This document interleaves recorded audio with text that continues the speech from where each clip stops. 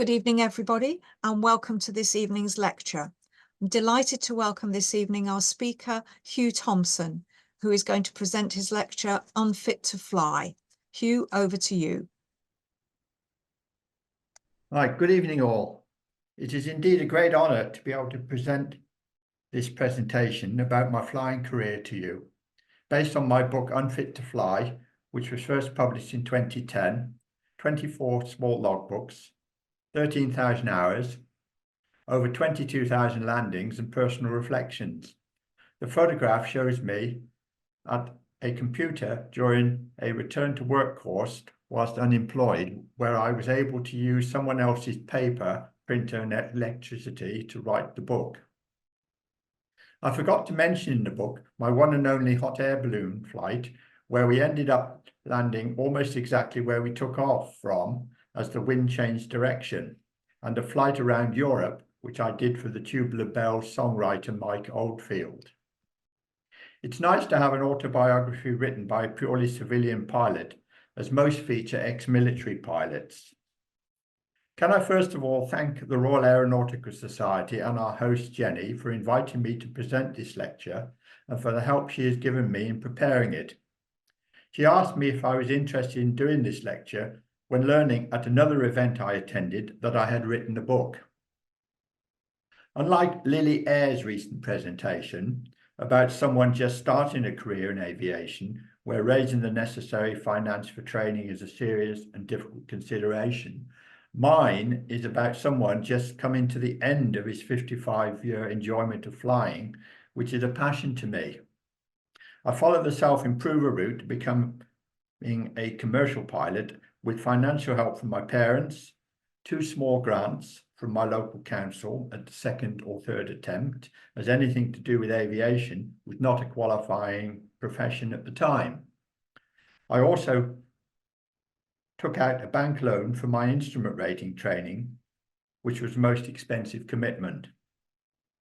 I cannot be expected to tell you all my stories in the time available, so I've selected only a few from each stage of my flying history. I'm hoping that there will be some flight safety hints from time to time for the benefit of all pilots, as we can always learn from the mistakes and experiences of other aviators. I'm just an ordinary fixed-wing pilot who's had a lucky and varied career, having been made redundant at least 7 times, hence the variety and interest. I only left one company of my own choosing, but should have stayed just a little longer to get some redundancy money, as they ceased to trade shortly after I had left. In my 72nd year, I am still flying privately in small light aircraft, but it is getting more expensive, so I may decide to call it a day soon, especially if my main medical problem gets any worse. I have no claim to fame, except for having custody of Her late Majesty's Red Royal Box on my one and only flight as captain from Edinburgh to Aberdeen. There it is. I was born and brought up on a farm in southern Shropshire, which is clearly shown in an Ordnance Survey photo taken in 1967. I'd like you to note the road feature to the left-hand side of the print for consideration later. My home was a typical farmhouse with a nice view from my bedroom window across the farm towards the Clee Hills, where years later I created an airstrip. The farm was located under the flight departure routes from RAF Gaydon and the United States Air Force Base at Upper Heyford, so lots of Varsity, Voodoo and later F-111 aircraft flew over almost daily. So why the book title Unfit to Fly? I was born 8 weeks early and was profoundly deaf as a result. This was not obvious at the time, as I was a slow learner. It became noticeable at my first boarding school when I became frightened at not being able to hear the teacher. What actually happened was I left the classroom and was frightened to knock on the door and to hear the teacher say, "Come in," and I hid behind the cloakroom door and was missing for several hours before they found me. The fact that I had eyesight problems as well and wore spectacles overshadowed my more important hearing loss. At my first aviation medical in 1968, I was told to forget it. You're 70% deaf. In 1973, I was refused a commercial class 1 medical and told to come back in 5 years, which is what I did. I was then granted a commercial medical based on experience. But in 2004, the Civil Aviation Authority tried to ground me. But I went to see them armed with the evidence of an RAF wing commander flying in the V bomber force with one eye, a German pilot flying with one leg, etc. A compromise was agreed. I could continue flying unpressurized turboprop aircraft, but if I was to try for a job with BA, Ryanair, or EasyJet, they would ground me. The next picture summarizes some of my medical conditions and considerations. Some of you might try to read it. There we are, that's better. Medical attitudes have fortunately changed for other trainee pilots over the years, and I'm now told that I could fly completely deaf from airstrips where no air traffic control was required in daylight only. So, like all children looking for an interesting life, I became interested in flying after seeing the 1961 film X-15. There's a typical advert for it. At my second boarding school, I started regular correspondence with the commanding officer of RAF Gaydon after having been to the 1963 Battle of Britain Air Show. This resulted a year later in my parents and I being invited to the next air show, but we could not accept as I was back at school, at boarding school. Okay, there's the X-15 painting, which sort of inspired my interest. And the next slide, I think, shows the invitation that my parents had to go to the Battle of Britain at Home Day, which we couldn't go to because I was at boarding school. Anyway, no problem, we were told. Come a week earlier for a special day during which I flew in a Valiant bomber flight simulator, drove down the main runway, which I landed on 9 years later, and had lunch at the commanding officer's table. 13 years later, while in Germany with the army, I was able to personally thank him again, now an Air Vice Marshal, explaining that I was now flying as a pilot with the army. He was most grateful that I was able to meet him again, having persuaded a security official to let me approach him.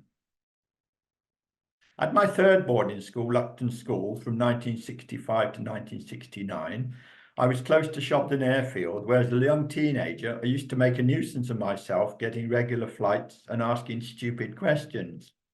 This led to a change of the school's insurance policy after the headmaster asked my father if he was happy for me this interest to continue. I learnt about that conversation years later. It was while at this school that I had my serious aviation book, Flight Briefing for Pilots, Volume 1. I really thought I knew how to fly, but never realized at the time that you had to centralize the control column or stick after applying bank to remain in the turn. I still have this book to this day, with little notes in it here and there. Should be a picture now of my Oster, the Oster I learned to fly and in which I did my first solo. I started learning to fly in 1968 while still at school with an RAF instructor who nearly took my head off at Shopton during a very low flyby in a fallen gnat a year or so later. I felt the heat and smell of the jet fumes. I was tailwheel trained to start with glide approaches a requirement before first solo. A bad airmanship event was witnessed when a pilot during pleasure flights cut in front of me while I was trying to taxi, zigzagging about. A fierce argument resulted, which had me a little worried for a while. So there's the cockpit, which is very basic controls, no radio, and excellent aeroplane to start on. I still remember the starting and swinging propeller sequence to this day. Brakes on, switches off, petrol on, throttle closed, that sort of thing. During circuit work, I had an airborne scare solo when I met another aircraft head-on the downward leg of the circuit. Due to the sun, I was actually landing downwind with a very light tailwind. But the other pilot, in accordance with normal aviation practice, was doing a circuit in the opposite direction to land into the wind, even if into the sun. For the cross-country flying, I converted to a nose-wheel Cessna 150, but initially was never told how to stop the engine with a mixture control. I also had my first carburetor heat scare when I had an ever-decreasing RPM until at full throttle, I saw a knob called carb heat. After pulling it out and a very rough engine for a moment, it recovered. The Oster never suffered from carburetor icing, so I knew nothing about it. My first passenger after learning to fly and getting my PPL was my dad, but I remember calling out, "Too high, more flap" on the approach. I was warned by my mother never to fly around the farm, as during the war she had witnessed a fatal air crash at her home when a relative flew a beat-up in a Mitchell bomber and hit the main chimney with the propeller, killing his crew in the resulting crash. At about this time, I also did a gliding course off the winch at the nearby Long Mynd at Church Stretton, but I never soloed as I could not appreciate how well a glider could glide compared to an aircraft and was already tending to be too close and high. For hour building, I did a lot of hours on Golf Alpha Whiskey, the photograph showing me at Gloucester Staverton. This aircraft was later flown to Australia by Jeanette Skongberg in 1980 to commemorate Amy Johnston's 1930 trip, and then ended up in the Science Museum for many years as an exhibit. I also became a glider tug pilot, a glider pilot myself, when I achieved a 15,000-foot wave climb on my third solo flight, but later broke the canopy after doing a field out landing. I also dropped parachutists, during which I almost stalled the aircraft in a low final turn to land when I had a full load of 5 or 6 parachutists on board who, due to the wind, did not jump. The aircraft was obviously a lot heavier. I did do one parachute jump myself in answer to a bet with a lady friend. While building up hours, I did consider a job in the RAF and went for the 3-day assessment course at RAF Stafford. However, I was talked out of joining up when they realised that my passion was to fly rather than be confined to a ground role. This turned out to be a mistake, because years later, I had no other experience or qualifications other than a pilot's license when looking for work, and this went against me when being considered for jobs overseas. Ferrying the odd aircraft and doing air tests, I once discovered the trim connected the wrong way round. And coming back from London after my medical, one winter's afternoon, I flew into darkness and landed back at Shropshire with no runway lights, just a small torch. I actually made an exceptionally good landing, as I was feeling for the ground in the dark and saw the airspeed indicator was already at 0. I was already down. I was both told off and congratulated by the club CFI for showing some wartime spirit. Some years later, trying to fly home to my own airstrip under bad weather at a nearby crossroads, I followed the wrong road up a dead-end valley and had to do a 180-degree full power applied turn to avoid disaster. Okay, my 21st birthday, flying at home. My airstrip at home on the farm started with a fly-in at home close to my 21st birthday when 18 aircraft visited. A very successful day with excellent weather and light winds, clearly shown by the photographs. We were very lucky that day. There should be some photos coming up. You can see the variety of the day. However, taking all of my auntie's children for a flight together, which you'll see in the next slide, was probably a mistake. putting all your eggs in one basket. It was only after the event years later, when we were talking about it, we realized the risk had been taken, but they obviously enjoyed the flight.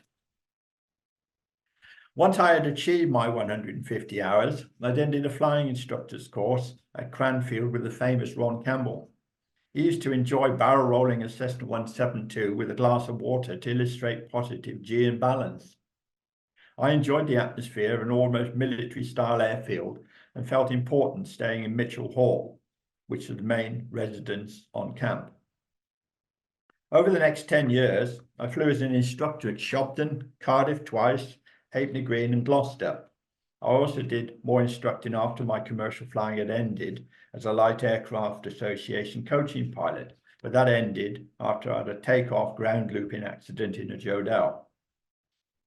I achieved over 4,000 hours as an instructor and sent at least 22 students solo on their first flights, on their first solo flights. On only one did I feel I should have done more training, but he was in the forces and was being posted overseas. There are many tales I can tell you. Landing at the wrong airfield, but speaking on the radio to the other one nearby is one. Telling the student to stop braking on wet grass, which resulted in the aircraft going through a wire fence due to skidding, is another. The student on that occasion thought I had said stop by braking. But if you look behind, you're just like a pair of skis. The wheels had locked and we just slid through the fence into the corn. For a while, I and other instructors used to simulate an engine failure after takeoff by leaning the mixture, until on one occasion the engine failed to recover and I actually landed in a field of cows who showed a lot of interest in the big bird which had just arrived. This student thought it was all part of the training until he saw how red-faced I was. I once discovered a very out-of-trim pilot who seemed to be struggling. When I told him to take his hands off the control column, the aircraft pitched either nose up or nose down. I cannot remember which. Another, who has witnessed this lecture, managed a ground loop on landing after his first solo on a tailwheel type. Always remember, no landing and tailwheel aircraft is finished until it comes to a complete stop. No good looking at your passenger after landing and saying what a wonderful landing it was, and suddenly lose control and end up with a ground loop. It happens quite often. Right, early on as instructor, we used to use the hand mic and speakers, during which I used to turn the volume down, partly because of my hearing. I almost got caught out when flying above a haze layer and the temperature inversion one day. I did not receive the warning to return due to fog forming below. The higher you fly, the more you see below, but when you descend, the visibility can fall to zero. That happened at Stansted Airport when I was flying commercially. You could see the airfield perfectly well from 6,000 feet, but at 200 or 300 feet on final, when you went into the fog, you could see absolutely nothing. On a cross-country flight into Dunkeswell in Devon, one of the highest UK airfields, I once let a student fly around the circuit about 150 feet above the ground when he failed to set the altimeter to the QFE setting, the height above the ground.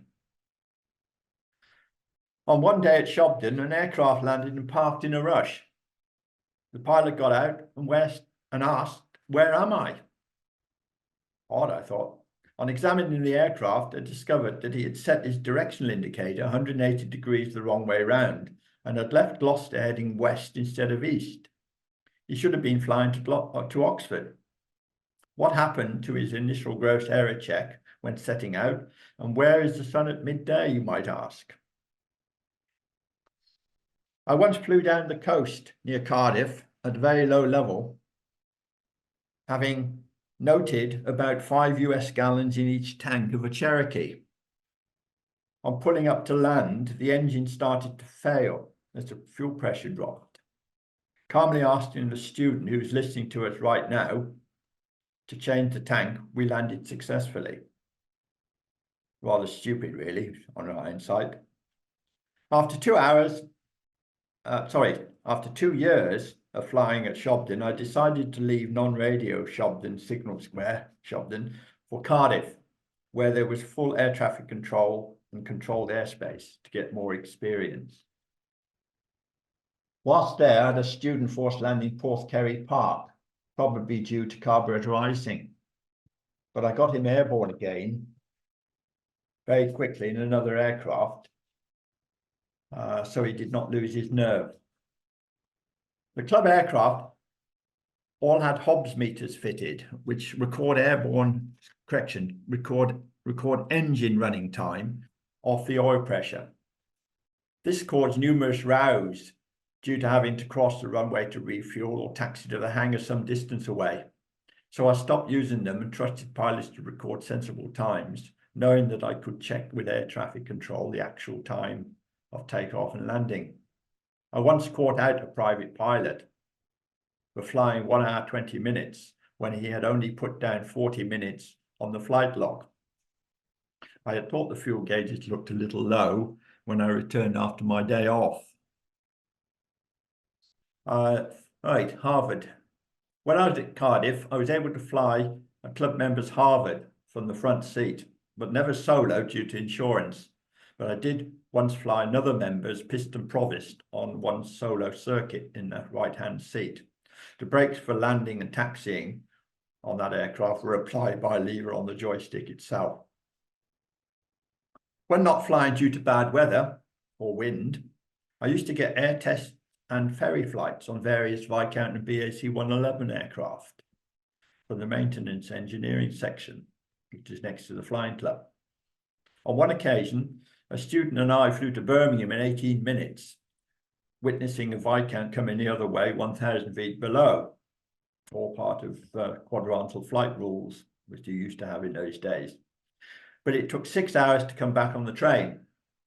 That experience would not be possible today after 9/11 due to security considerations. I once helped a student do his exams by looking over his shoulder and suggesting the right answer from time to time. This guy, who was by nature a natural flyer, emigrated to Canada and purchased his own aircraft, flying all around the North American continent, doing over 500 hours in a year. My gut feeling about this person was correct, I'm glad to say.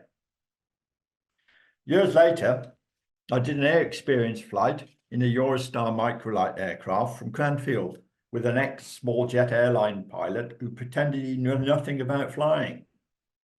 I gave him a thorough briefing and explained everything during the flight. He complimented me on landing and revealed all. Never tell a lie. After 4 hours in the circuit at Cardiff one day, the first time I was there, I quit to pursue a new endeavour which came about by chance. It was probably a mistake to return to Cardiff in 1978, but my friends there were desperate for me to return.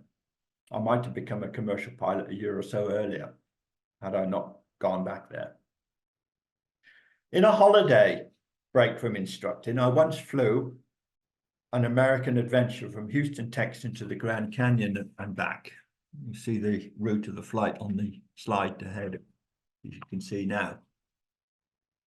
I learned a lot about flying during that trip, especially density altitude.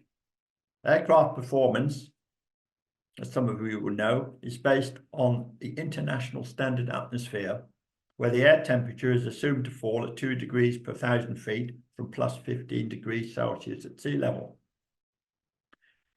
Instead of being 2 degrees, plus 2 degrees at Grand Canyon Airport at 6,500 feet above sea level, at a temperature of 24 degrees Celsius, the density altitude, that's the altitude the aircraft thinks it is at around 9,000 feet. Hence the requirement for long runways. In the UK, we often say mixture rich for takeoff. Not so. At an altitude of 6,500 feet, you have to lean the mixture to achieve maximum power before you actually take off. Also, setting the altimeter to read 0 on landing, the QFE, is not an option. Use of QNH, altitude above sea level, is now standard practice around the world commercially, although I do still believe the RAF use QFE for their precision approach radar approaches. In America, you can fly on the airways, VFR at odd or even plus 500 feet levels, often from VOR to VOR. That's a radio navigation beacon, which are painted white and can easily be seen. And there are no landing fees at most airfields, with a free courtesy car waiting for you to use. I only hope it was like that in the UK. So you have to pay a lot of money these days to land at any airfield you go to. Right, selection of pictures ahead that you can see there, showing the Winslow crater, the Cessna 172 I flew with a friend and myself just about to step backwards and disappear for good in the Grand Canyon. Right, I did also make a second trip to America, but was left stranded in Chicago O'Hare Airport when my friends decided to fly an aircraft back across the Atlantic themselves, but that's another story. I had to borrow nearly $3 from the US government to get home, for which I was given a severe ticking off by an American social worker.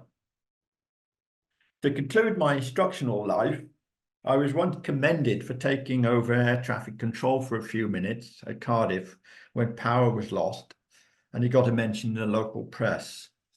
So there's the article that you might like to read through. I became rather important for about 10 minutes or so. I was also presented with a painting when I left Cardiff the first time. The picture of the Oster I used to fly there was commissioned by Lynn Williams, a brother of the late Neil Williams, the aerobatic championship pilot. Porthcurry Park, where that student landed after an engine failure, is shown in the background. Showing some initiative, after seeing a TV programme on parachute dropping, I travelled to Netheravon seeking to get some twin engine flying. This was not forthcoming, but I was offered a non-paid holiday job in Cyprus flying a DHC-2 Beaver, which I accepted. Ironically, I was after all offered some twin engine flying in Germany, but declined to change my mind and went there the following year. There's the Beaver, civilian registered. It was rescued from Beirut at the beginning of the civil war there. And there's the engine. That's after I changed the engine, actually, from another aircraft. Okay, there's the cockpit. Believe it or not, we had to swing the propeller, which was not a problem when cold. I also decided to change the engine on my own, which I've already said, with the help of another army maintenance. With the help of an army maintenance manual, a crane, a torque wrench, and a helping hand. I left the propeller attached to both the old and new engines off another which were taken off another dilapidated Beaver. Almost at the beginning, I hit a motor car when landing as it crossed the end of the runway at Kingsfield, and I was prosecuted for flying so as to be the cause of danger to persons and/or property. I pleaded guilty. As I was at the time, obviously doing that. The army paid the fine, and a well-rhymed poem appeared in the officer's mess, Wings of Death. This is shown in full somewhere. There we are. So let's just give you a moment to read through it because it rhymes very well.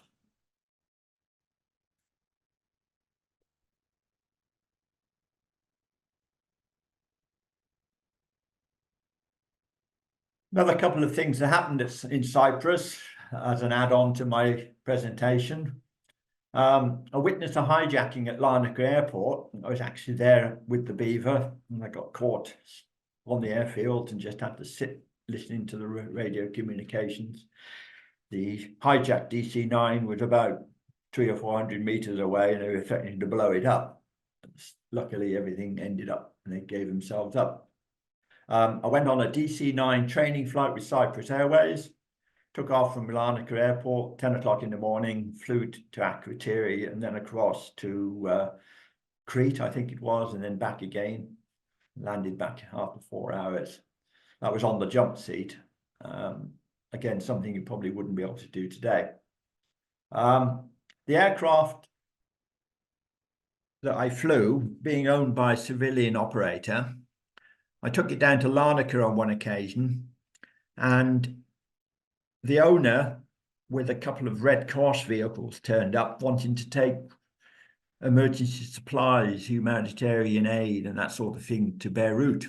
Well, I pointed out I was unable to do so because I was restricted to flying only in Cyprus due to my army contract. So the owner went by boat with the supplies, but he did give me a suitcase and said, could I look after it for several days? I asked what was in it. 5,000 US dollars. I said, you're joking. No, I'm not. He opened the case and showed me it, 5,000 US dollars in cash. I kept it in the officer's mess in my room under the bed and said absolutely nothing for several days. If I'd have done a runner with it, I might have been a marked man. Okay, let's carry on. During my briefing, just to finish off on Cyprus, during my briefing on arrival in Cyprus, I had a helicopter flight around the military base where we had a scary incident on the tense border. I managed about 150 hours and nearly 600 takeoffs and landings, which were the most enjoyable, with all board and lodging paid for as a guest in the officers' mess at Tequila. Right, following my time in Cyprus, I then flew the Britain-Norman Islander in Germany for the Rhine Army Parachute Association, which is based at Bad Lippspringe. The slide shows the Islander that I used to fly. However, this particular job was cut short by the Ministry of Defence when, due to defence cuts in the RAF, the RAF took over the job. Apparently, military aircrew can fly civilian aircraft without a license during the course of their duties. I managed to get 280 hours flying, which included 2 return trips to the UK, which included a downhill landing into a 25-knot headwind at my home airstrip.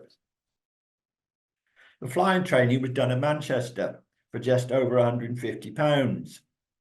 But when I came home for the first time, there was a summons to court for non-payment of £76.76. I had paid half cheque, half cash. Obviously, the cash element had been misused. I sent the cheque to the court and the case was dropped.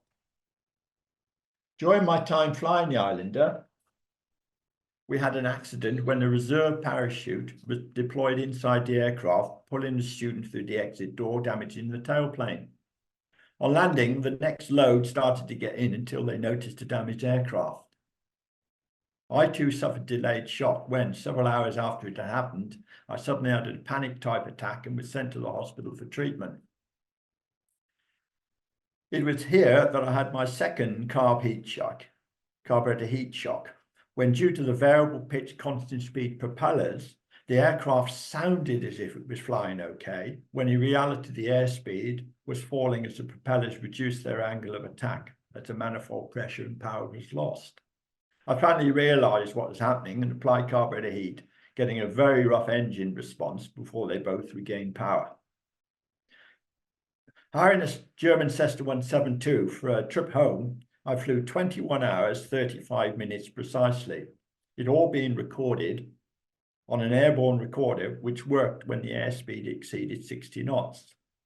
In my view, this is a much safer system than the Hobbs meter, which I was telling you about, which works off oil pressure, as you are not tempted to rush your checks or taxi fast to beat the meter. When the owner collected the aircraft, he could not start it. I was called to go and see him. When I asked him if he had turned the fuel on, "Oh no," was his response. "We never turn the fuel off in Germany." Well, I did. Never assume, always check, I say.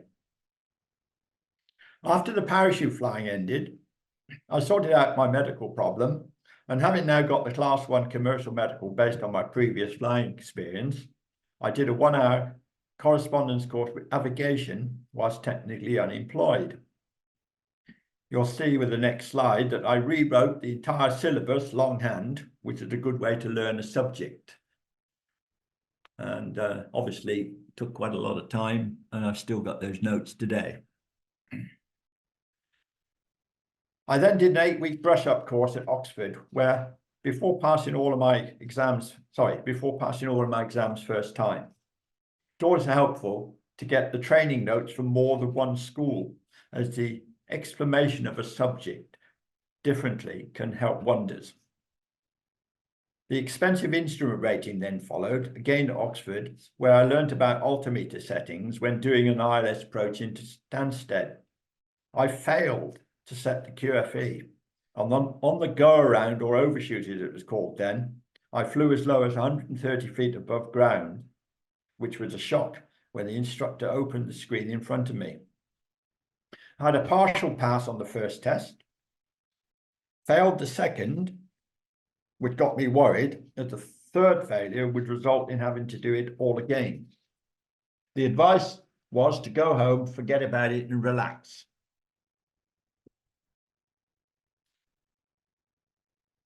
On the next attempt, in really bad weather, with a cloud base right on minimums, I passed the NDB DME approach easily and got my first commercial license. The ground simulators used for some of the procedural work were good.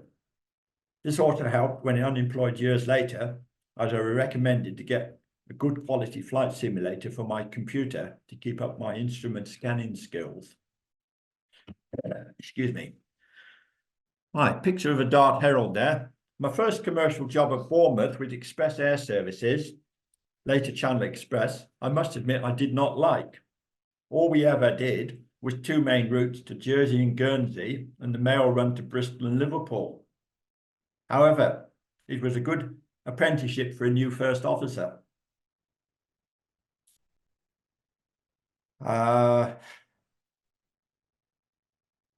However, years later, the aircraft was seen all over Europe and the company expanded, so I might have enjoyed it more later on. During training, I caught a fuel spillage by selecting defuel rather than refuel. Flying at night, we had to tune to max manually on the ADF, on the automatic direction finder receiver, and one night picked up a GO ident, trying to tune to the Ignite and NDB beacon. There was no such transmission in the UK, but on checking European manuals, found that there was a GO at Gothenburg in Sweden with a 25 nautical mile range. A very good example of skywave interference at night. Next slide shows the cockpit or my office. A bit blurred, but you can see what it looked like. I had my roughest flight during one flight to Liverpool, when due to severe turbulence, you could only select a switch or lever by moving your arm with the other. This was a case of aviate first if ever there was one. Forget the paperwork, I was told by the captain, and concentrate on flying the aircraft. I also flew back across the channel once with the gear down, but the captain got ticking off for doing so. Had we lost an engine fully loaded, we might have ended up in the drink, as they say, but we were trying to save the company money. Two paperwork issues I recall was constantly having to fill in a crew declaration of customs every time we flew to any of the Channel Islands, and the constant need to report an early ground proximity warning system warning every time we crossed the northern coast of Jersey. Sadly, but secretly glad, I was made redundant on a last in, first out basis. However, it was a blessing in disguise.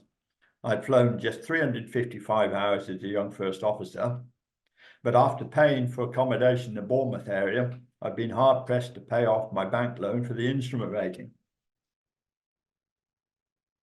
The owner at Shropshire Airfield, a close friend of mine who wrote the foreword to the first edition of my book, immediately got me a job with Flight 1 Limited, who flew a small fleet of 4 Scottish Aviation twin Pioneers. There's Golf Alpha Zulu Hotel Juliet on approach, ironically, into Berlin, of all places, but it wasn't me at the controls on that occasion. Due to the scarcity and unusual characteristics, training on the aircraft was done by someone already flying it. The cockpit was 12 feet off the ground and actually rose slightly during the landing as you achieved a tail down 3-point attitude. Inside, it looked like a little bit like a Dakota cockpit, with sort of old-fashioned sort of wartime type instruments. One unusual rule that for civil use, takeoff flap could not be used for takeoff, as an engine failure, if one occurred, would be well below the takeoff safety speed to retain control. The main drawback was that due to the nature of the work we did, like aerial surveys, there was often long periods of no work at all, followed by some intense flying over a short period. I flew jobs in Ireland, Norway, where we flew to find some snow, over London itself, including Heathrow, to Germany, and with the military over various weapons ranges and training areas. I did 89 hours flying in 13 days in Ireland, and 55 hours flying in 8 days over the English Channel, 800 feet, sometimes in fog. There should be a few photos. I have to admit that I once left the cockpit for 30 seconds when in the cruise to retrieve my flight bag and maps when they had all left the cockpit on takeoff. In the cruise, the aircraft was exceptionally stable, which is why it was such a good survey platform for vertical ordnance survey photography. Some of these photographs you've been seeing were taken by the well-known aviation historian and photographer Edward Shackleton, who is listed in the Guinness Book of Records of having flown the greatest number of aircraft types. He has now sadly passed away.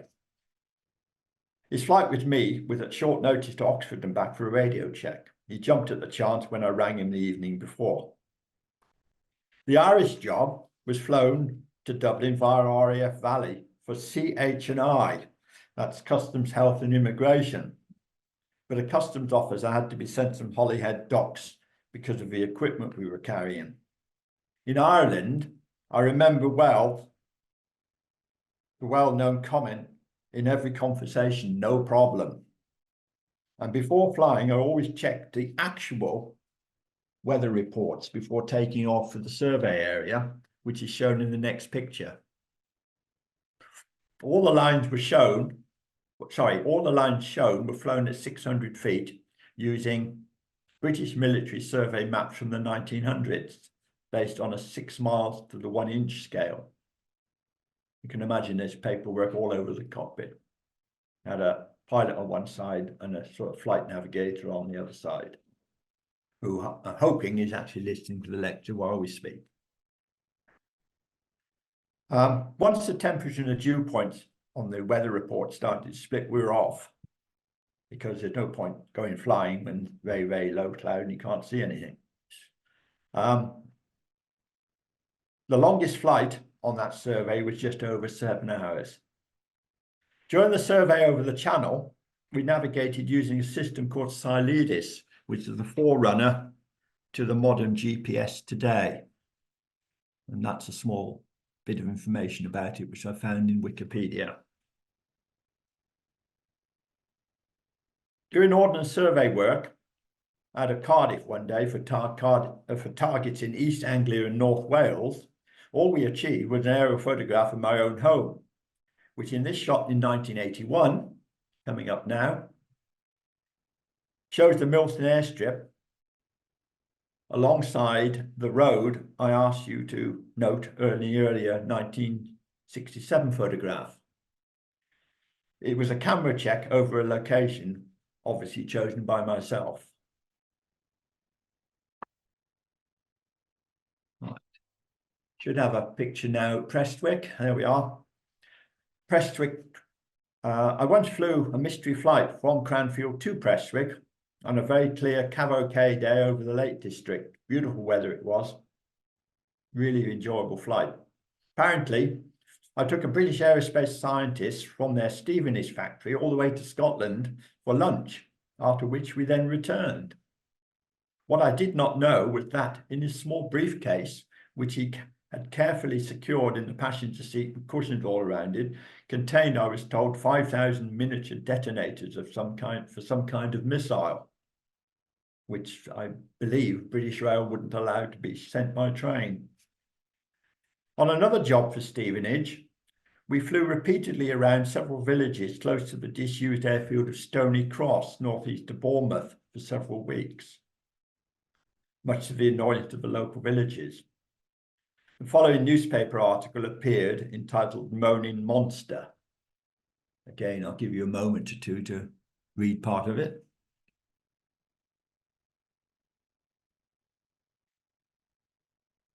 I personally flew 8 of these flights over a 2-week period, round and round for about 2 hours at a time. What no one realised was on Stony Cross Airfield was a trailer hooked to a Land Rover, and inside the trailer was radar reflectors spinning round on a wheel to simulate moving tanks. We were developing some kind of anti-tank missile. Perhaps I shouldn't have said that. Right, to conclude this section about the Twin Pioneer flying, I once flew as low as 100 feet to find a fishing boat in the North Sea. This was so we could be picked up on the ship's narrow beam radar. I also landed in whiteout conditions in Germany south of Stuttgart, and I was asked by air traffic control on the way there if we were a helicopter, as the aircraft flew so slowly at just 100 knots.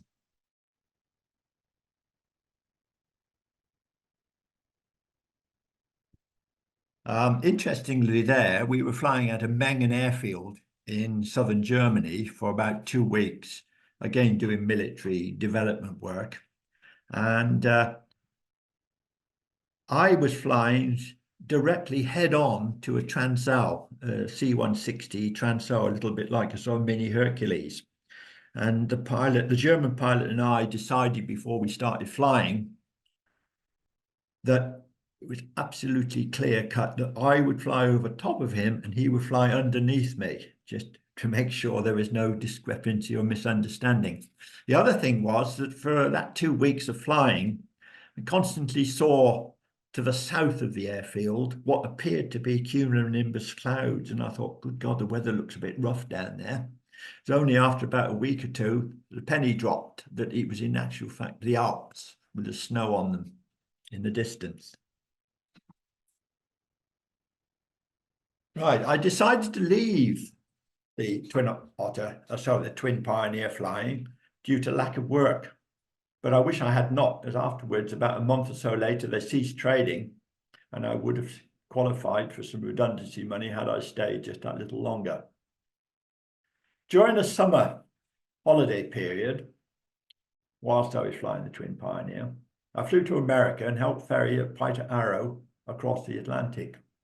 Starting in Oregon, flew across the states, passing over Niagara Falls, up through Canada across Hudson Bay, then across the Atlantic via Greenland and Iceland. And the slide here shows the route that we flew. We did rather short legs rather than one long one.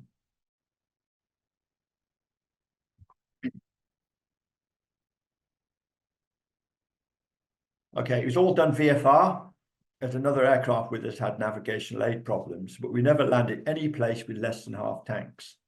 We were delayed for about a week at Nook on the west coast of Greenland due to sea fog affecting Kulusuk, our next destination across the Greenland ice cap. Flying over the ice cap, a speck appeared on the windscreen, which turned out 45 minutes later to be Sob Story, one of the early warning radar stations on the ice cap. You can see it on the picture on the top left-hand side there. And this was an example of unlimited visibility with nothing to judge distance against. It was an interesting 60 hours of flying. Normal topographical charts are not much use because the terrain is basically featureless. But radio navigational charts are.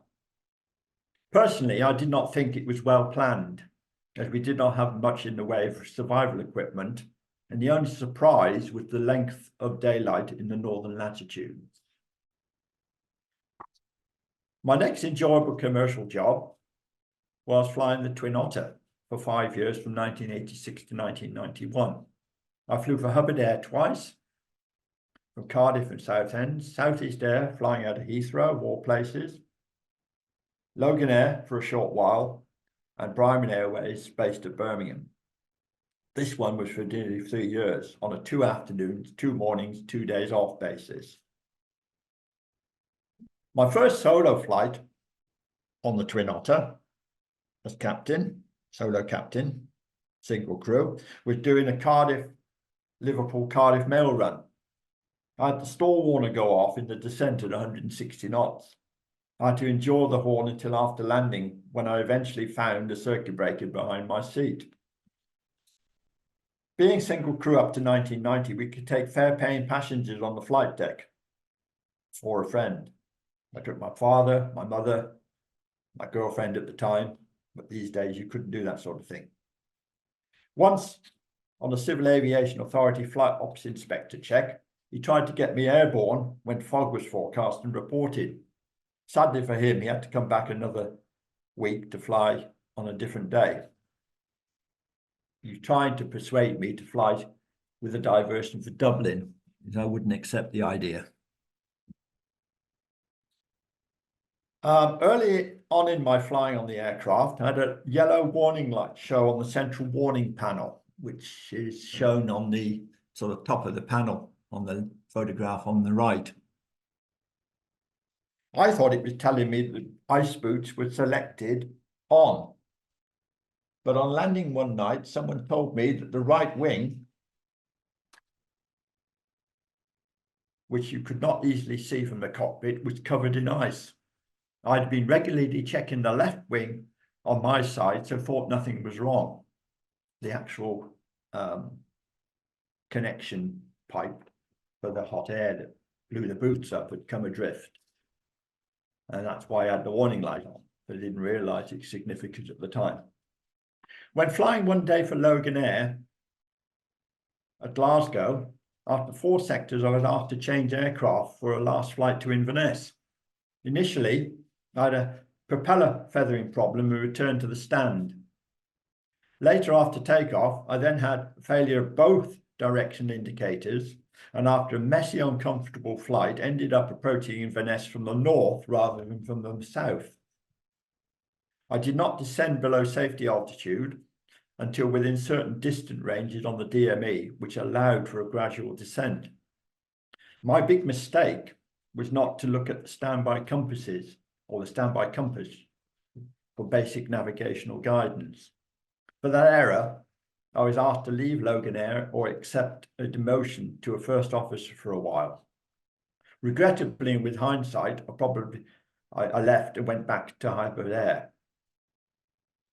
Tiredness played a part, as it all happened at the end of a very long day. Had I stayed, I think I would have had an enjoyable career with Loganair, as I enjoyed being in Scotland, even if I found their accents difficult to hear. Flying out of Heathrow, I avoided the Great Storm in 1987 by finding a small fuel leak, which mysteriously disappeared the next day. But it was probably caused by the very low atmospheric pressure. I also did not like the very warm gale force winds and heavy rain, which caused me some concern. A British Airways engineer did confirm the next day to the company that there was an oil leak, there was a fuel leak. During my flying from Birmingham to Gatwick, Concorde used to regularly fly underneath the aircraft, and I managed to take a photo, which is shown, in which are in fact several on top of one another, showing a pile of bricks and disused house on my farm and that sort of thing, but you can see Concorde in the middle there. This Concorde caused the famous Concorde air miss, which was documented in a BBC Two Horizon documentary back in 1990, and it can still be found on YouTube today. Passengers used to look out of the port side windows and then immediately looked out of the starboard ones as Concorde passed underneath. Flying over Luton at 8,000 feet once, I was struck by lightning, which damaged the nose and tail, passing straight down the cabin aisle. What do you say to your passengers? Enjoy the remainder of your flight. As they say, like lightning never strikes twice. The aircraft was actually grounded for 2 days for extensive checks to make sure all the various bonding wires between the various components hadn't been burnt out. At Birmingham, I was on one occasion recalled to the stand by air traffic control after we had departed. A running late commercial pilot had used his initiative to recall his positioning flight to Gatwick. Both air traffic control and myself got a ticking off, as did he, from his airline. Continuing the Twin Otter tales in the UK, I wanted a flight with a mysterious Jersey European Airways call sign. Southeast Air had gone bust, but I was never told. The Civil Aviation Authority at East Midlands allowed me to continue my flights that night, but I had to pay for both the fuel and landing fees using my credit card at East Midland and Liverpool. I did eventually get the money back, however. Letters to the CAA about this and another case where I exceeded my duty hours went unanswered. Years later, I was told they are not interested in the pilot making an honest mistake, only the sharks who deliberately and intentionally deceive. Once the stewardess was running late as she had overslept. No problem, I said. You go straight to the aircraft. I took the cash float, the meal packs and the drinks bar to the aircraft in a black bin bag. When she got on in a hurry, just before takeoff, seeing the bag, she threw it out. After takeoff, she comes up to the cockpit to ask where the items were.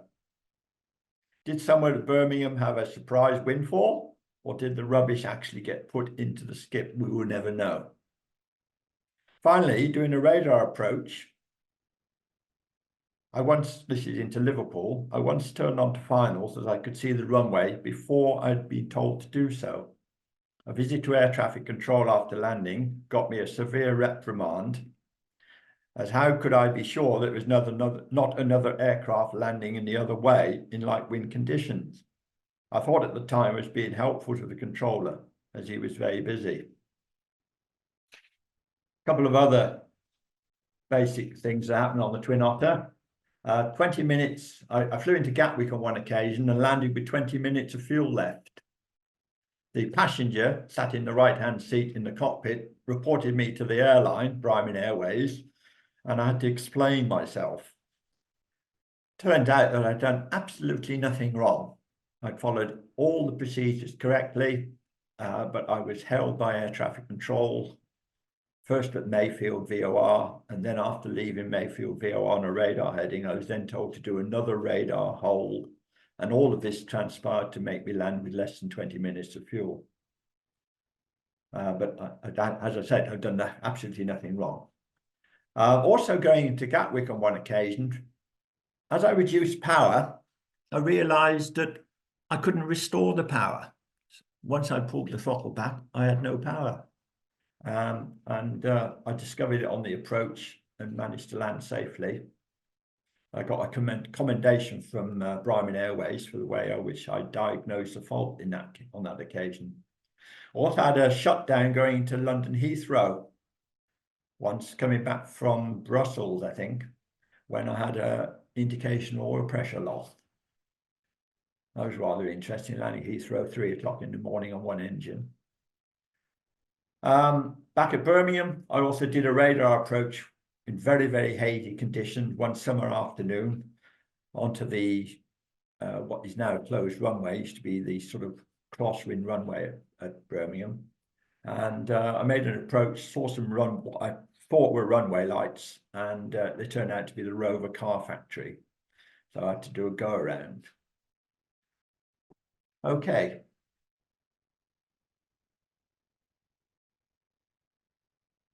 Right, other stories. That's it. There are more stories, but you'll have to read my book if you want to find them. The next photograph shows the Twin Otter Golf Bravo Golf Mike Delta. This particular aircraft followed me wherever I went. All the different operators I flew with seemed to be having this aircraft in their fleet. It was leased from an agency. This aircraft now is in the Maldives as a float plane. I did go to the Seychelles on a Boeing 707 cockpit jump seat for a job interview once, over 4 days in late 1990. And I flew to the islands there, which had airstrips. I flew to all the islands that had airstrips. So there's a couple of pictures. They also had obstructions on the runway. There we are, a turtle. Used to call up saying we were coming into land, and a little lad would go out and sort of quietly persuade the turtle to get off the runway. Despite being offered a tax-free salary, the advice I got from another pilot already there was that paradise is great for about a month, but then the novelty wears off. It's also expensive to live in a sought-after tourism island. I therefore turned it down. What a mistake that was, as a month later I was made redundant from Brahmin Airways. Had I known what was coming, I would have accepted the Seychelles, and who knows where I would be now. Brahmin Airways did try for a while using a short SD360 leased from Gillair and/or Celtic Airlines, but it was uneconomic, and I was made redundant at the end of 1990.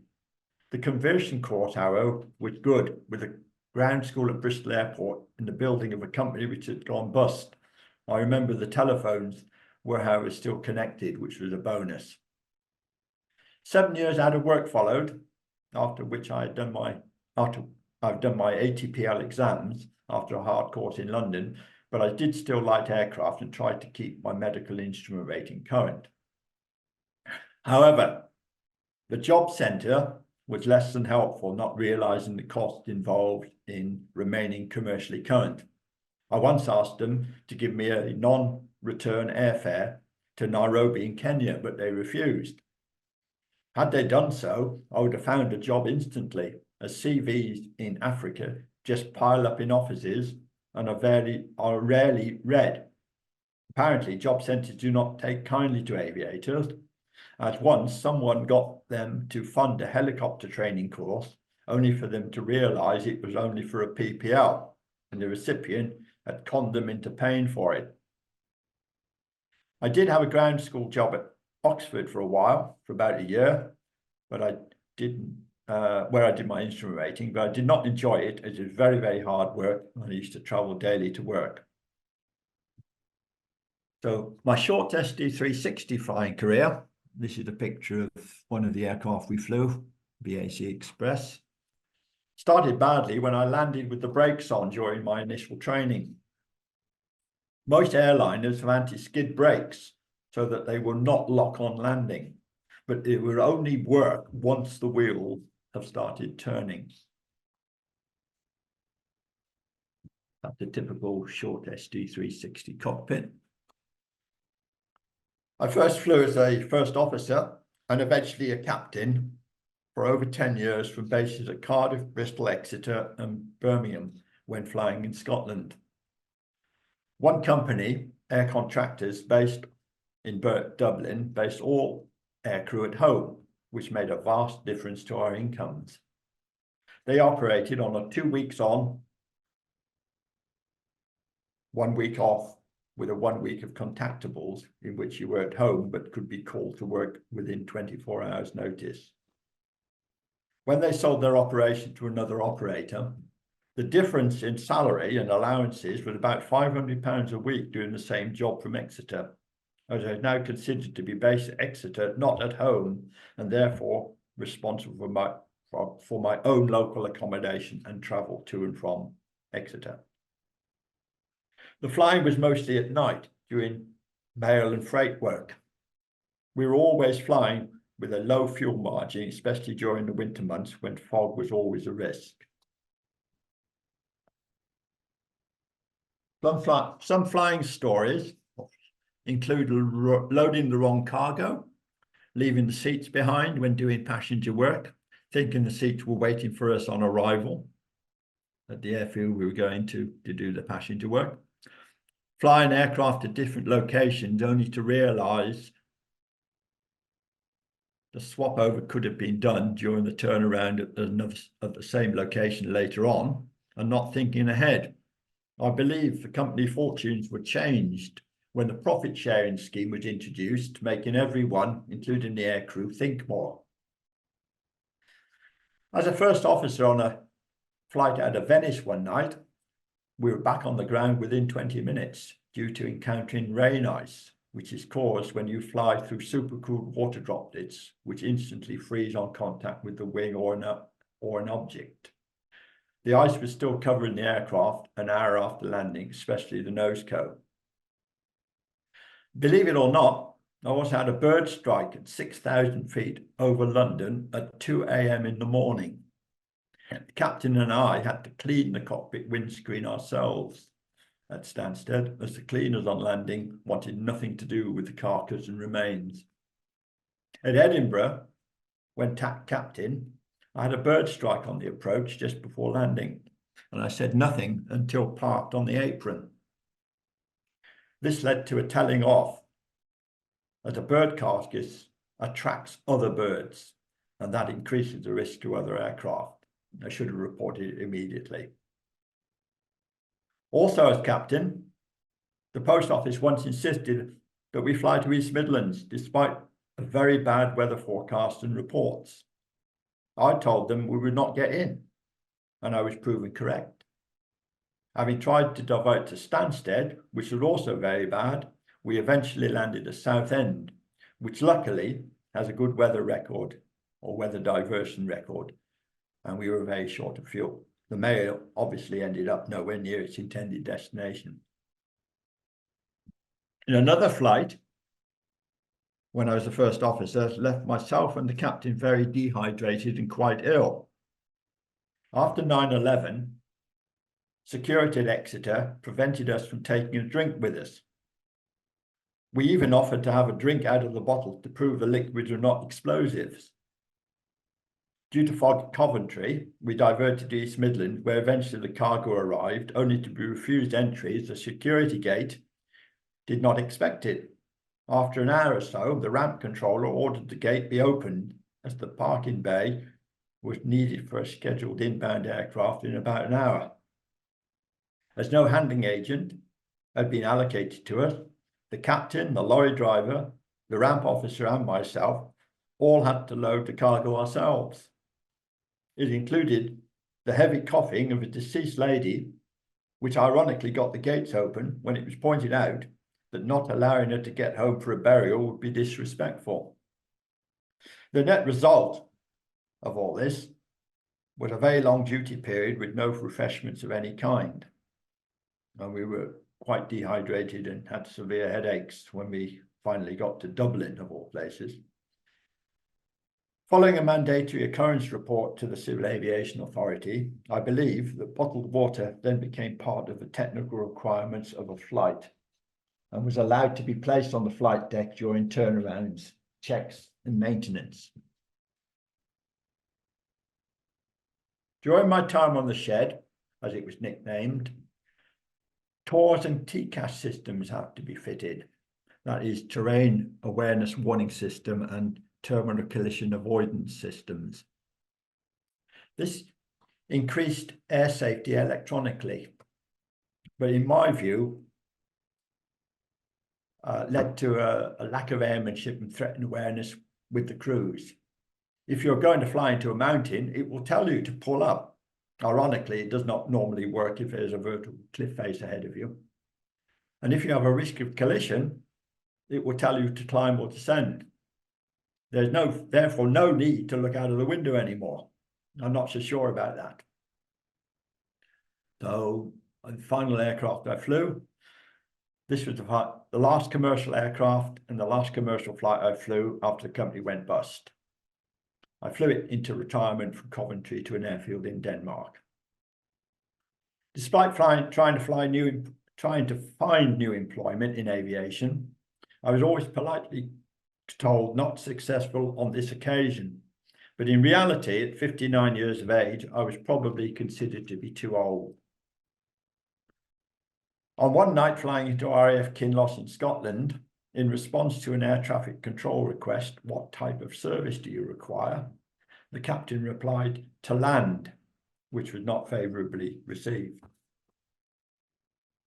I can add a couple of other points that I've got here. Just before I landed with the brakes on, the ground engineer showed me 2 burst tyres behind the porter cabin at Exeter, saying, "Don't ever do that." But I did, unfortunately. Also, we did a long flight over fog-bound UK from Bournemouth to Edinburgh with very, very little in the way of reserve fuel. The reason for this was that we were flying from Exeter to Bournemouth, knowing there was no fuel at Bournemouth. We uplifted about 20 minutes of extra fuel at Exeter. But when we arrived at Bournemouth, the aircraft on the stand was late leaving. We had to wait on the taxiway with the engine running for about 20 minutes before we could come onto the stand. So the extra bit of fuel we took had been burnt away and we couldn't uplift any fuel.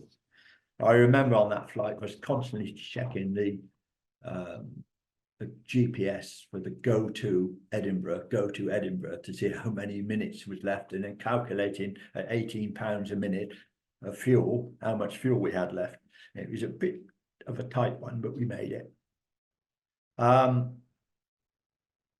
Also, the terrain awareness warning system that I told you about. On one day going into Benbecula on the Outer Hebrides, I asked the training captain on a very nice sunny day with no wind, I said, "Could we fly at that mountain over there and see if it actually works?"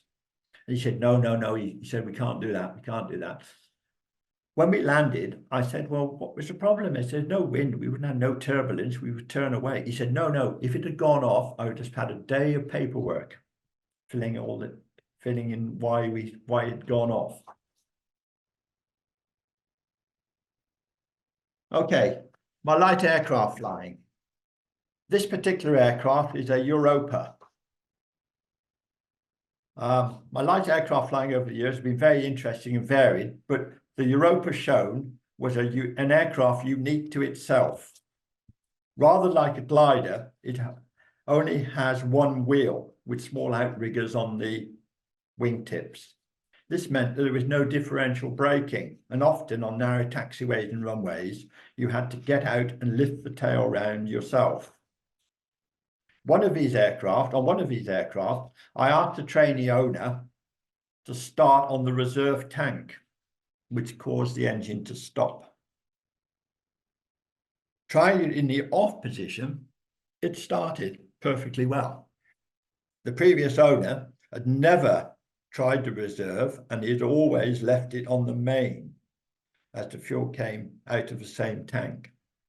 Not quite correct, as it turns out, as part of the fuel was located in the sump of the tank as a reserve and could only be used via the reserve selector on the fuel cock. In this particular aircraft, it had been connected wrongly. On another Europa, I told the owner to clean the fuel filters after about 2 to 3 hours of flying. On the very next flight, as the engine faltered at 300 feet, I asked him if he had changed them, which he had not. "That was the reason I asked you to change them," I said, as minute glass fibre spores from within a new tank take a long time to be washed out of the tank. Of a brand new tank, it gets into the fuel filter. I also flew to a grass airstrip in East Anglia on one occasion, having asked for permission to do so. On the approach, I noticed some small but very tall trees, which I was not sure I would clear on the takeoff later, so I diverted to nearby Ipswich when there was an airfield there. Walking the airstrip later, I found someone had rammed a wooden stake with a number 7 on it as a gun stand for a pheasant shoot. It was my lucky decision, as I would surely have hit it on landing, doing some serious damage to the wing. I've flown solo or as P1 about 70 different types over 33 years, and currently flying either a Cessna 152 from Shobden or a PA-38 Tomahawk from Slape. So what about my legacy, Milton Airstrip, which is located on the Little Down Farm west of Birmingham? The Get Mapping photograph in the year 2000 clearly shows the airstrip. And as you can see the road, which I pointed out to you on the other photographs earlier. After my successful 21st birthday flying in 1973, the airstrip operated perfectly well for 18 years with no problems at all. But then a NIMBY neighbour, that's a not in my backyard neighbour, came to live very close by, who immediately complained repeatedly to the local district council. I tried to be helpful, but ended up with unrealistic conditions, which were later slightly improved. In fact, if I'd done nothing, I would have been given permitted development rights due to the length of time with evidence that it had been established. Oh, you should see some airfield views. One on the left shows one of the fly-ins I had, and the one on the right is the down slope from the northern end of the airstrip. 450 meters officially, 500 meters you go to the top of the hill. So it's a little bit tight, but on a perfectly nice day with light winds, it's a perfectly good airstrip to fly from. Unfortunately for aviation, local councillors do not seem to understand flying. For example, most do not know the difference between a microlight and an aircraft. I had one visit me saying flying should not be allowed at weekends for peace and tranquility in the countryside. I asked him if he ever went on holiday. Yes, he said, admitting he sometimes flew from airports in the early hours. Ban that as well then, I said. After that admission, I had no more trouble from him. Also, bear in mind a thought for all those who live under the main air routes, standard instrument departures and standard terminal arrival routes, for example, to the major airports. Little Down Farm to the west of Birmingham, open countryside, very little in the way of air traffic flying overhead. So really, I don't know what there is to complain about. Okay, good picture here showing some of the visitors I had to the airstrip over the years. The photograph on the top right shows the dilapidated, disused farm buildings and house, which I inherited when I was given the farm. Obviously, the airstrip took precedence. Helicopter use by the military, which was at my invitation from RAF Shawbury, caused no end of problems. Ironically, the lack of use caused by a helicopter visiting is more noticeable. People living next to a motorway or a railway line, for example, become accustomed to the background or endemic noise. So we should have some pictures there. A squirrel and a Griffin helicopter, which used to visit the airstrip quite regularly. Okay, the windsock pole, as you can see, came from Morton Valence in Gloucestershire. The M5 motorway was constructed down the old runway there, and the pole was next to the road. After making inquiries to find the legal owners to no avail, I eventually stole it. Turned out to be rather more than I'd bargained for as far as weight was concerned. There should be another photograph showing a few more visitors. The Miles Gemini there is the only one still flying and now based in Liverpool. And the Gypsy Moth, I think it is, that was built in 1928. It was exported to America and it came back to the UK and used to regularly fly in from an airstrip near Ledbury. So, do you take off uphill into wind or downhill downwind?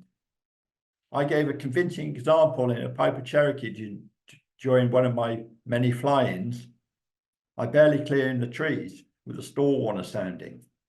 Generally, a downhill takeoff downwind is best, especially if there are no immediate obstacles to climb over. Oh, Little Down. The two photographs show the disused buildings and the disused old farmhouse, before I had ownership and then when I sold it in 2001, the difference between the two. In nearly 20 years, I transformed the farm residence from a derelict site to an ideal home with the usual airstrip in generally light wind conditions.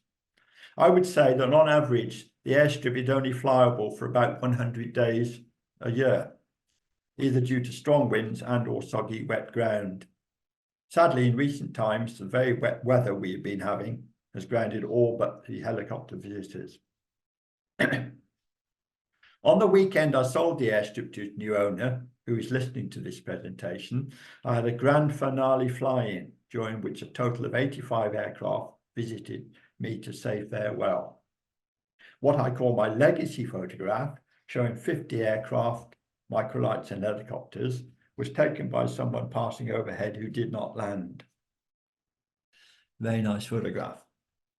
30 minutes either way, and there would have been gaps in the lineup of visitors from top to bottom. I was somewhat surprised by the turnout, so someone obviously had spread the word, and we were luckily blessed with light winds and good weather for the whole day. Some of you might notice the broken curtail on the left side of the photograph.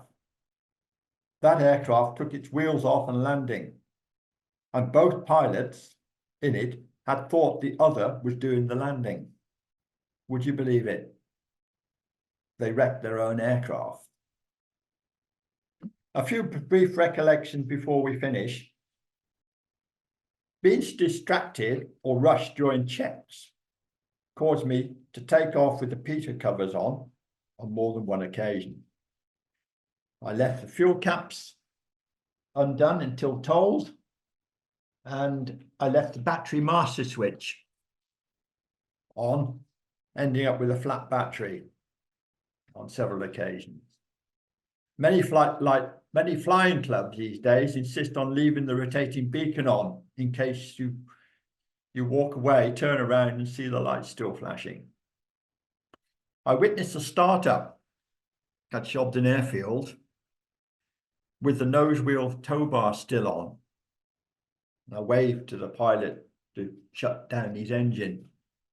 And he wondered why I was doing that. But I said, well, you've left your tow bar on the nose wheel.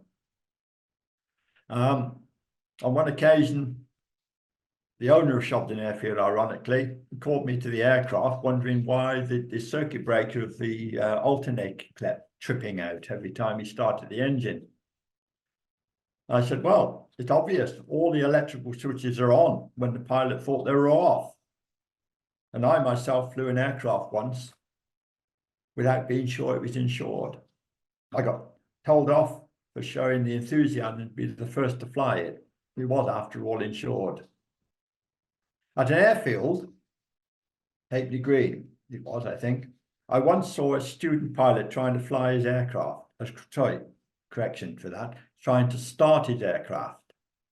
All the lights were on and black smoke was coming out of the exhaust. Going to his aid, I told him to switch off all the electrics, open the throttle fully, and with a mixture at lean, start again, reversing the two levers as it fired up. He had flooded the carburetor by overpriming. I never got any thanks for it from the school. The Ruskin quote, which I used to pass almost daily when I had a job working at Oxford as a ground school instructor, it sums me up quite well, don't you think? Right, the Kit Fox that you see in the picture, I used to own this aircraft for about a year until my one and only total engine failure caused me to land in this field. It was not classed as an accident, as no additional damage was done, and it was considered an engineering occurrence. It actually happened on Friday the 13th. The reason behind it was a lack of maintenance awareness by myself, but as I did not know about it, how long is a piece of string? Read my book Prologue to find the answer. Ironically, my partner, I didn't ring her or tell her about it because I was going up north somewhere, but the neighbour came round with a copy of the local paper, the Shropshire Star, and said, "Is this Hugh?" Because the Shropshire Star had put it on the front page that Milton airstrip owner has engine failure or something, and it was on the front page. So she knew about it before I rang her. So the best on non-aviation story I can tell you is a runaway tractor on the farm. I got off it to move a fallen branch from a tree whilst thistle cutting on the farm. But when I turned round, it had started moving downhill, gathering speed as I ran after it. Luckily for me, it passed through an open gate and ran over an old main wheel tyre in the field beyond, just before it would have fallen into the river at the bottom of the hill. No witnesses, so it's my word only. As a summary, anyone with a passion for something like flying can almost certainly achieve anything they want with hard work and determination. Do not be put off, but I must admit, getting finance for such an enterprise can be difficult these days. The balloons in the next photograph. This was not in my ownership, but the current Milton airstrip owner. The airstrip was once covered one early morning by hot air balloons, much to the owner's dismay. There had apparently been a misunderstanding in the conversation a day or so beforehand, which led to a surprise awakening. He didn't know about this until he looked through the bedroom window at about 7 o'clock in the morning, found his airstrip completely covered with hot air balloons. Excuse me. The Tomahawk, which is shown, this was one that I was part owner of for several years at Kemble in Gloucestershire. I was lucky to sell my share just after COVID struck for what I had originally paid for it. I still miss it now, but another one a little closer to home. I still fly another one a little closer to home. Some of the current owners have been listening to the presentation, so thank you for that. My book title, Unfit to Fly. It's about to be published again with a second edition with an additional chapter, the flying I've done in the last 10 years. And it is being produced by New Generation Publishing Limited, and it should become available soon. So that's about it. Thank you very much, and hope you've enjoyed it and given you plenty to think about. Thank you very much, Hugh. I shall just stop the recording before we take questions from the audience.